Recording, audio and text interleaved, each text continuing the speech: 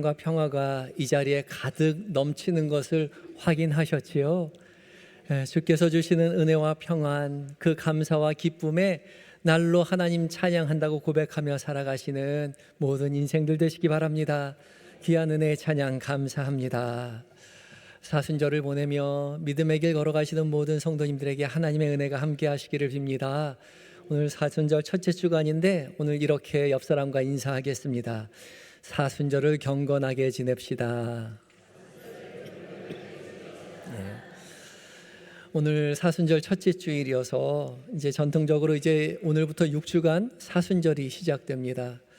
제2수요일부터 부활절 전날까지 40일 동안 예수님의 순환과 예수님의 십자가 그리고 부활을 묵상하면서 경건하게 지내는 시간이죠.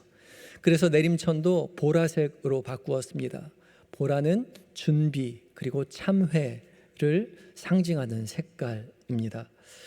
잊지 말아야 될 것은 사순절 기간 가운데에 있지만 주일은 사순절에 포함이 되지 않는다는 사실입니다.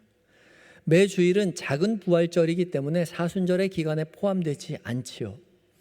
우리가 6주를 사순절 지낸다라고 말할 때에 한 주간이 7일이니까 6, 7은 42, 2일인데 주일이 빠지기 때문에 6날을 포함해야 되는 거죠. 6, 6은 36, 36일입니다. 그래서 사순절 40일이 되려면 4일이 더 필요하죠. 그래서 사순절의 첫 번째 주일, 오늘 앞선 이 전주 제2수요일부터 수, 목, 금, 토 4일을 더해서 40일을 맞춰서 사순절로 지내는 거죠. 그러면 그냥 36절만 지내면 되지, 36일만 지내면 되지, 굳이 40일을 채워서 지내야 하나? 그런 생각이 들만도 하지요. 그런데요, 굳이 40일을 지내려는 교회의 이유가 있습니다. 성경에 40일이라는 숫자가 굉장히 의미 있는 숫자로 나오죠. 모세가 여호와 하나님 앞에 나아가서 시내산에 머문 기간이 40일이었고요. 또 이스라엘이 광야에서 훈련받은 기간이 40년이었죠. 그리고 엘리야가 천사의 도움을 받아서 호렙산까지 걸어갔던 그 기간이 40일이었습니다. 그리고 호렙산에서 여호와의 세미한 음성을 듣게 되죠. 또 에스겔 선지자가 하나님의 말씀에 순종해서 누워서 지낸 기간이 이스라엘의 죄악을 드러내기 위해서 상징적으로 누워서 지낸 기간이 40일이었습니다. 또 오늘 복음서의 말씀인 마가복음에서 예수님께서 광야에서 금식하신 기간이 40일이었죠. 그리고 예수님께서 부활 승천하실 때에 부활하신 후 이 땅 가운데 40일을 머무시다가 부활 승천하셨습니다. 그리고 마지막 오늘 우리의 본문 노아의 홍수가 나오는데 노아의 홍수가 40일 동안 비가 내렸죠. 이처럼 성경에서 40이라는 숫자는요 매우 중요하게 여겨진다는 거죠. 뭔가 중요한 일을 준비하기 위한 기간이기도 하고 하나님을 만나기 위해서 자신의 몸과 마음을 정화하는 시간이기도 하고 뭔가 중요한 새로운 일을 시작하기 위한 중요한 전환점이 되는 기간이기도 합니다. 그래서 이 40일이라는 기간이 굉장히 중요한 것이죠. 사순절 그냥 흘려보내지 마시고 40일 동안 마음을 스스로 다짐하고 경건한 훈련에 열심으로 동참해 주시기 바라고, 그래서 부활절 왔을 때에 부활절을 훨씬 더 의미 있고 기쁘게 맞이하시는 모든 성도님들이 되셨으면 좋겠습니다. 우리 이런 사순절 경건한 삶을 위해서 한 말씀 한 기도 하고 있는데 다들 잘 따라오고 계신가요? 지금 나가시면서 하나씩 가져가시라고 말씀을 드렸는데 그래서 저희가 새벽마다 하루에 한 구절 딱 한 말씀만 묵상하고 그 말씀으로 하루 종일 마음에 되새기는 시간을 갖고 있습니다. 홈페이지에 들어가셔서 그날의 말씀을 다운받을 수 있어서 그 다운받은 말씀 또 스마트폰의 배경화면으로 바꾸어 놓으셔서 핸드폰 켤 때마다, 전화할 때마다, 문자 읽을 때마다, 시간 볼 때마다, 검색할 때마다 그날의 말씀 한 번 더 읽고 묵상하고 하루 종일 말씀 가운데 거하려고 하고 있죠. 사순절 더욱더 경건하게 보내셔서 부활을 더욱더 기쁘게 만끽하시는 여러분들 되셨으면 좋겠습니다. 그리고 오늘 이렇게 사순절 첫 번째 주일을 맞이하는 거죠. 앞서 말씀드렸듯이 주일은 사순절에 포함되지 않습니다.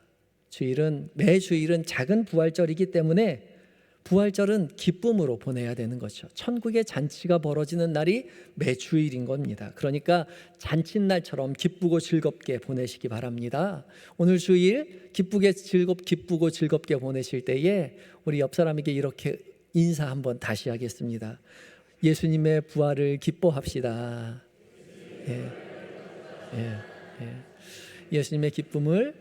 예수님의 부활을 기쁘게 누리시는, 그렇게 부활절 보내시는 모든 성도들 되셨으면 좋겠습니다. 오늘 봉독한 창세기 9장 말씀은요, 홍수의 심판 가운데 살아남은 노아와 그의 가족들에 대한 이야기이죠.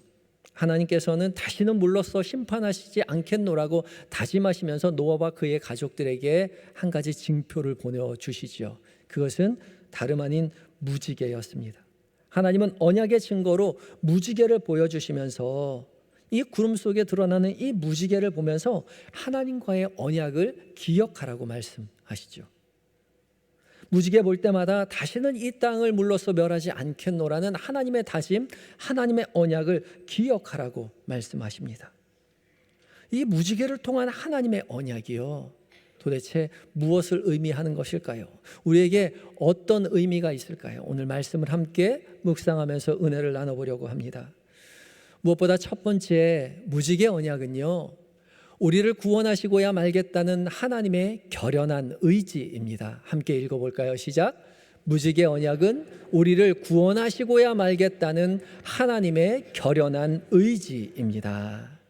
11절 말씀을 함께 봉독하겠습니다. 11절입니다. 시작. 내가 너희와 언약을 세우리니 다시는 모든 생물을 홍수로 멸하지 아니할 것이라. 땅을 멸할 홍수가 다시 있지 아니하리라. 아멘. 내가 너희와 언약을 세우리니, 내가 이 언약을 세우고 있다 말씀하시죠. 하나님은 이 언약의 주체가 누구인지를 분명히 밝히고 있죠. 오늘 본문을 직역하자면 내가 세울 것이다, 나의 언약을 너희와 함께입니다. 내가 세운다는 거죠. 내가 언약을 세운다는 겁니다. 이 언약은 베리트인데, 이 베리트는 이 약정, 의무, 족쇄라는 의미를 가지고 있습니다. 그러니까 족쇄니까 반드시 거기에 얽매여서 해야만 하는 거죠. 법적인 구속력을 갖는 것입니다. 그것이 바로 언약인 것이죠. 그것을 누가 하고 있느냐? 내가 세우고 있다 말씀하고 있는 거죠. 그래서 오늘 본문 9절부터 17절까지의 말씀을 다시 한번 자세히 살펴보면 언약과 더불어서 가장 많이 나오는 단어가 내가입니다. 내가. 오늘 성경책 가지고 계신 분은 볼펜을 들어서 오늘 성경책에서 내가라고 나오는 부분을 한번 동그라미를 쳐보도록 하겠습니다. 먼저 9절 말씀에 보면 9절에 맨 처음에 내가 내 언약을 너희와 너희 후손과 라고 나오죠. 그리고 11절에 가면 또 나옵니다. 내가 너희와 언약을 세우리니. 그리고 12절에 가면 또 내가가 나오죠. 하나님이 이르시되 내가 너와 너희와 및 너희와 함께하는 모든 생물들 사이에 대도로 영원히 세우는 언약의 증거는 이것이니라. 13절에 또 내가로 시작합니다. 내가 내 무지개를 구름 속에 두었나니. 14절에도 내가로 시작하죠. 내가 구름으로 덮을 때에 무지개가 구름 속에 나타나면 15절 또 내가로 시작하죠. 내가 나와 너희와 및 육체를 가진 모든 생물들의 내 언약을 기억하리니. 16절에도 내가가 있습니다. 무지개가 구름 사이에 있으리니 내가 보고. 17절에도 또 내가가 있습니다. 하나님이 노아에게 이르시되 내가 나와 땅에 있는 모든 생물 사이에 세운 언약의 증거가 이것이라 하셨더라. 거의 모든 절마다 한 절 빼놓고 모두 내가라는 말이 반복되고 있죠. 사실 히브리어는 동사 가운데에 주어와 시제가 다 드러나 있기 때문에 주어가 굳이 필요가 없습니다. 주어를 쓰지 않아도 누가 이 말을 하고 있는지 알 수 있어요. 근데 하나님께서 아타, 내가 라는 히브리어를 굳이 써가면서 반복해가면서 이 언약의 주체가 여호와 하나님이라는 사실을 굉장히 계속해서 강조하고 있다는 거죠. 그만큼 이 언약을 누가 했느냐가 중요합니다. 내가 내 언약을 너희와 모든 너희 후손에게 세웠다. 내가 언약을 세우는 언약이다. 내가 영원히 세우는 언약이다. 내가 내 무지개를 두고 내가 내 영원한 언약을 기억하겠다. 언약의 주체가 내가 아니라 하나님이시라는 거죠. 하나님이십니다. 언약의 주체가 하나님이시기에 우리에게 희망이 있는 것이죠. 우리가 한 약속이라면 지켜질 리 만무하지만 하나님께서 우리에게 하신 약속이기에 이 언약은 반드시 지켜질 것이라는 거죠. 하나님은 한 번도 결코 그 약속을 어기신 적이 없으신 분이기 때문에 그렇습니다. 하나님께서 태초에 처음 약속하신 그 약속이 세상의 종말까지 그대로 이어져 갈 것이라는 것이죠. 하나님은 한 번 하신 그 약속 변함없이 지키시는 분인 거죠. 오늘 창세기 본문의 말씀 1절과 2절 이렇게 시작합니다. 함께 읽어볼까요? 시작. 하나님이 노아와 그 아들들에게 복을 주시며 그들에게 이르시되 생육하고 번성하여 땅에 충만하라. 땅의 모든 짐승과 공중의 모든 새와 땅에 기는 모든 것과 바다의 모든 물고기가 너희를 두려워하며 너희를 무서워하리니 이것들은 너희의 손에 붙였음이니라. 아멘. 1, 2절 말씀 읽으면서 뭔가 굉장히 익숙한 본문이 있지 않습니까?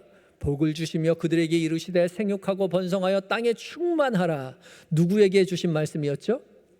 아담과 하와에게, 첫사람 아담과 하와에게 하나님께서 주신 그 축복 그대로를 지금 노아와 그 아들들에게 다시 주고 있는 것이죠. 하나님이 한 번 약속하신 그 복의 약속이 변함없이 노아에게 이어져 가고 있는 것입니다. 노아와 그 자손들이 새로운 약속을 받은 것이 아닙니다. 하나님께서 태초에 약속하신 그 복의 약속이 그대로 이어져 가고 있다는 거죠.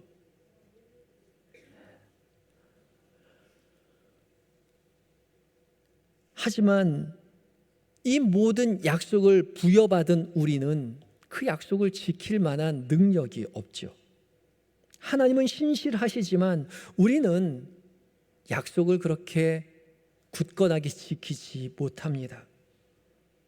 우리의 약속은, 우리의 다짐은 나약하고 부질없지요.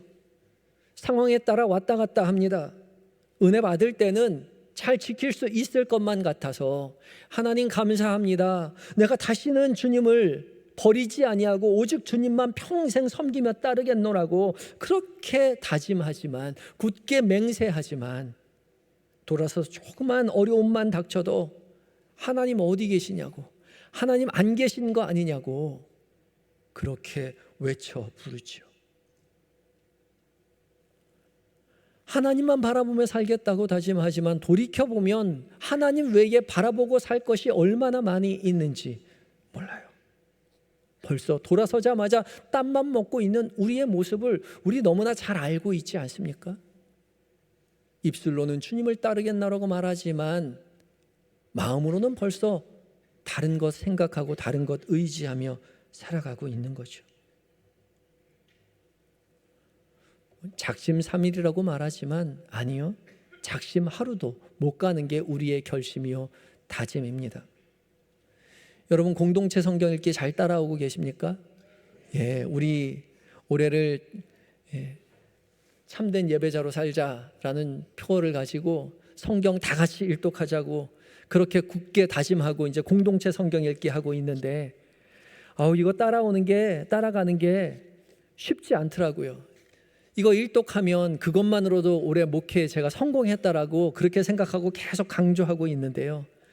솔직히 저도 이거 계속 이어가는 게 쉽지 않아요.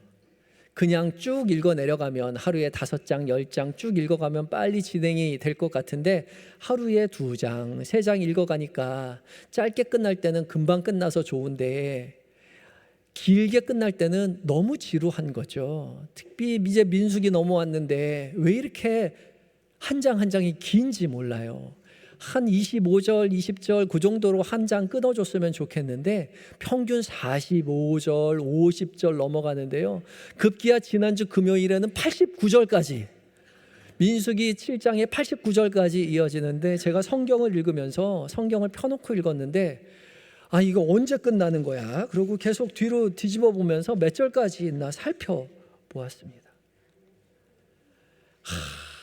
우리의 다짐은 너무나 미약하죠. 나약합니다. 연약해요. 그런데 그런 모습들이 우리에게만 있었던 건 아닙니다. 성경의 모든 인물들이 그렇게 살아왔어요. 우리가 기억하는 모든 성경의 인물들이요. 아담이 그랬고요. 아브라함이 그랬고, 모세가 그랬고, 다윗이, 베드로가, 바울이, 성경에 나오는 모든 인물들이 하나님 앞에서 다 좌절하고 실패하고 넘어지는 모습을 그대로 보여주고 있죠. 노아는 어떻게 살았습니까?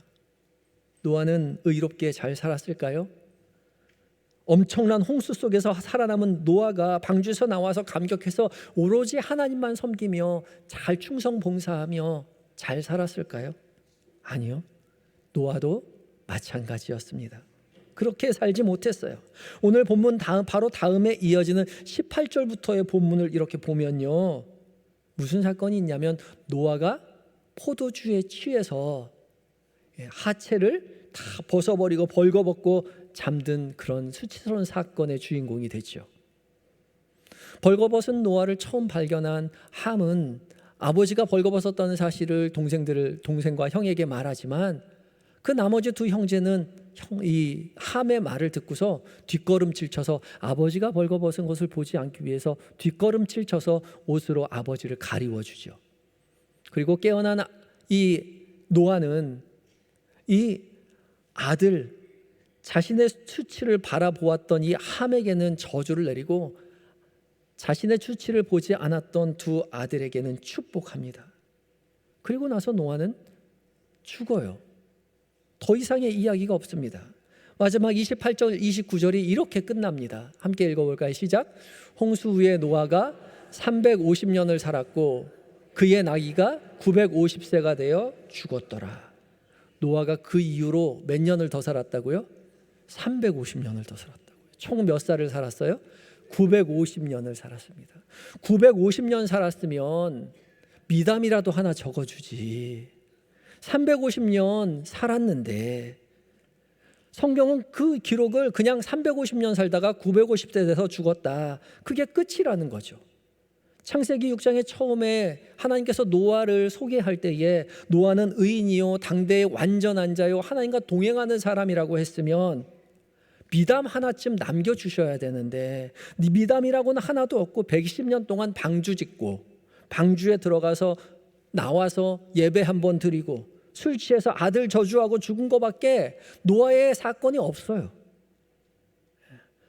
하나님의 관심이요, 노아가 얼마나 의롭게 살았는지에 있지 않다는 겁니다. 하나님의 관심은 노아가 얼마나 의로운 사람이냐가 아니라 이 구원의 약속을 누가 이끌어가는지에 대해서 관심을 가지신 것이죠. 그래서 하나님은 의롭게 살아가고 있는 그 노아를 데려다가 구원의 주인공으로 삼아주셨다는 거죠. 그리고 계속해서 이야기합니다. 이 구원의 역사를 내가 이끌어가고 계신다고요. 16절 말씀을 통해서 약속하고 계시죠. 읽겠습니다. 시작. 무지개가 구름 사이에 있으리니 내가 보고 나 하나님과 모든 육체를 가진 땅의 모든 생물 사이에 영원한 언약을 기억하리라. 아멘.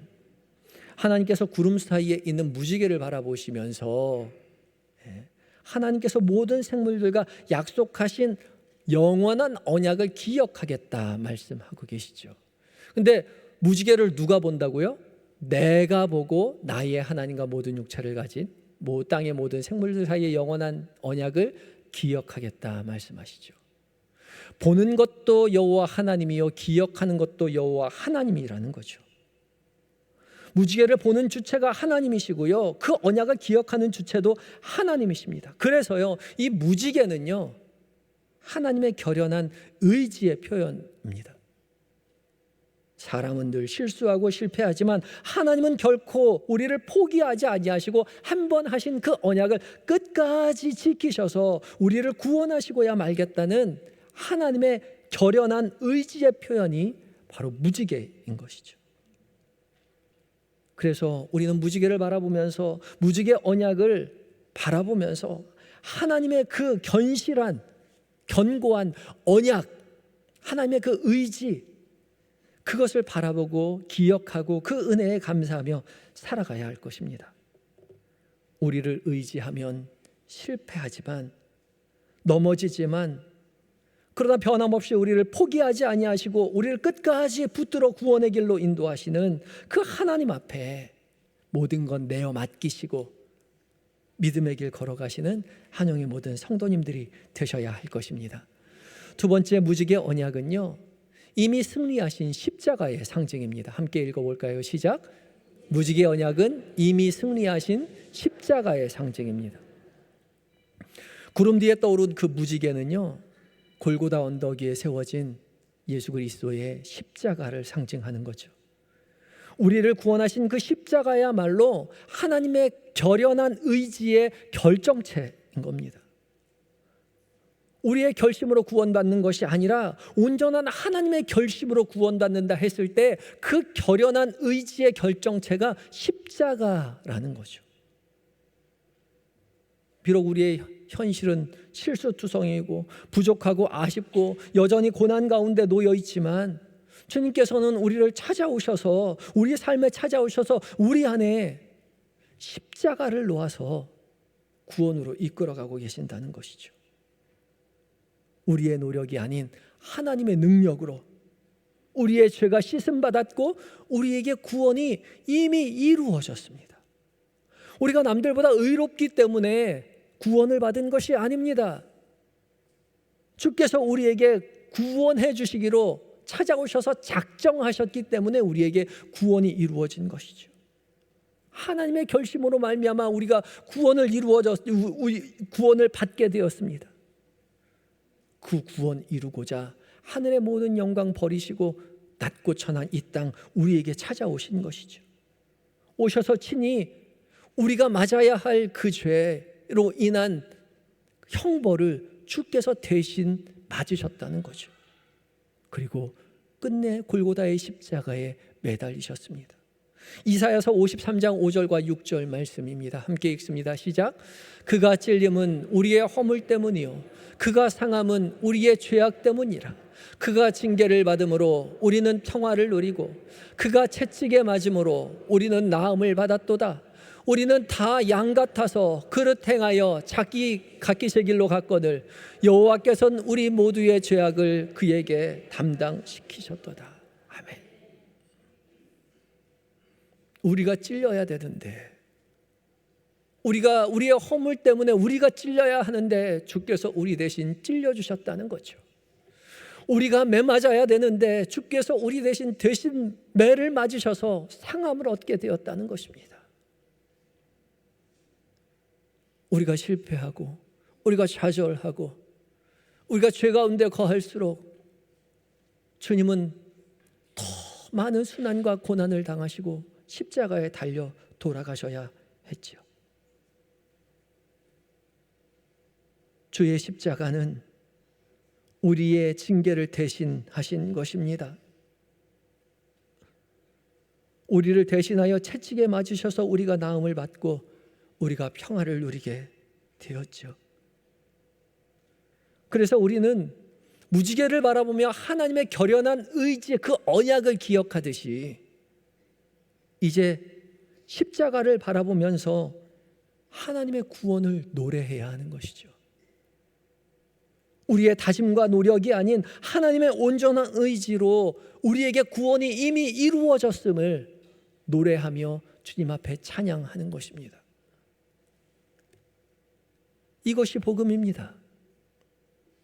우리는 늘 실패하지만 실패하는 우리가 아니라 우리의 모든 죄를 짊어지시고 이미 십자가에 달려 죽으신 예수 그리스도를 힘입어 내가 구원을 얻었다고 받아들이는 것, 그것이 복음인 것이죠.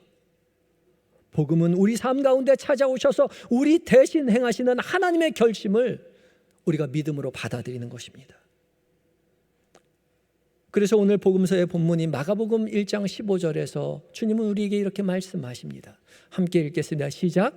이르시되 때가 찼고 하나님의 나라가 가까이 왔으니 회개하고 복음을 믿으라 하시더라. 아멘. 회개하고 어떻게 하라고요? 복음을 믿으라고요. 복음을 믿으라는 말은 하나님의 그 결연한 의지, 언약의 결심, 그것을 받아들이라는 거예요. 인정하라는 거예요. 나의 결심으로 무언가 해보겠노라고, 이뤄보겠나라고 헛된 그 욕심 다 내려놓고요. 결코 실패하지 않은 하나님의 결심을 우리 안에 받아들이고 신뢰하고 믿음의 길 걸어가라는 거죠. 우리가 이 복음을 받아들일 때 이 십자가는 고난의 상징이 아니라 이제 하나님의 승리의 상징입니다. 눈을 들어 십자가 바라볼 때에 이미 승리하신 하나님의 능력을 기억하는 것입니다. 십자가를 바라볼 때마다 나는 실패하지만 나 대신 주께서 성공하셨기에, 승리하셨기에 내가 구원을 이룬다는 것을 믿음으로 바라보고 주 앞에 기뻐하며 감사하는 것이죠. 나의 현실의 고난을 내려놓고 하나님의 결심을 의지하며 십자가 바라보며 살아가시는 한영의 모든 성도님들 되셔야 할 것입니다. 그래서 십자가는 고난을 이기는 구원의 언약입니다. 십자가가 뭐라고요? 오늘 설교의 제목이기도 하죠. 십자가는 고난을 이기는 구원의 언약입니다. 우리가 여전히 고난 가운데 있지만, 좌절 가운데 있지만, 슬픔 가운데 있지만, 실패 가운데 있지만, 실패 가운데 머물러 주저앉아 있는 것이 아니라 십자가를 바라보는 것이죠. 십자가를 바라볼 때 주께서 이미 우리 대신 고난당하시고 이미 승리하신 그 주님을 믿고 의지하게 된다는 것입니다. 십자가 바라보며 이미 승리하신 주님에 의지하여 한 걸음 더 걸어갈 수 있는 것이죠. 십자가를 바라볼 때 우리는 승리할 것입니다. 우리의 노력으로 승리하는 것이 아니라 십자가를 바라보는 그 주님의 능력으로 우리가 승리하게 된다는 것입니다. 우리가 좌절 속에 있지만은 십자가를 바라볼 때 다시 일어설 수 있는 것이고, 우리가 실패하면 속에 있을지 모르지만 십자가를 바라보며 다시 일어서서 믿음의 길 걸어갈 수 있는 것입니다. 사순절을 지나며 고난 가운데 계신 분이 계십니까? 실망 가운데 계신 분이 계십니까? 삶의 고뇌 가운데에 내가 어찌할꼬 슬픔 가운데 매여 있으신 분이 계십니까? 십자가를 바라보십시오. 우리를 위하여 대신 짊어지시고 이미 승리하신 그 십자가 바라보며 그 슬픔을 견디어내시기 바랍니다. 딛고 일어서 한 걸음 걸어가시기 바랍니다. 우리가 십자가를 의지할 때에 주께서 약속하신 평안이 우리 가운데 임할 것입니다. 우리가 십자가를 바라보고 다시 주님을 의지하려 할 때 주께서 우리 손을 붙잡아 일으키셔서 믿음의 길 계속 올곧게 걸어가게 해 주실 것입니다. 사순절 기간을 지내며 오직 더욱 이미 승리하신 십자가를 바라보고 십자가를 의지하며 믿음의 길을 걸어가서 우리의 삶 가운데 승리케 하신 하나님께 영광 돌려드리는 은혜의 고백들로 가득 채워가는 한영의 모든 성도님들이 되시기를 예수 그리스도의 이름으로 축복합니다. 다 같이 기도하시겠습니다. 우리를 위하여 십자가를 지신 주님, 우리의 결단과 우리의 노력과 우리의 결심이 아닌 오직 하나님의 결단과 결심으로 우리에게 구원이 임하였음을 이 시간 우리가 고백합니다.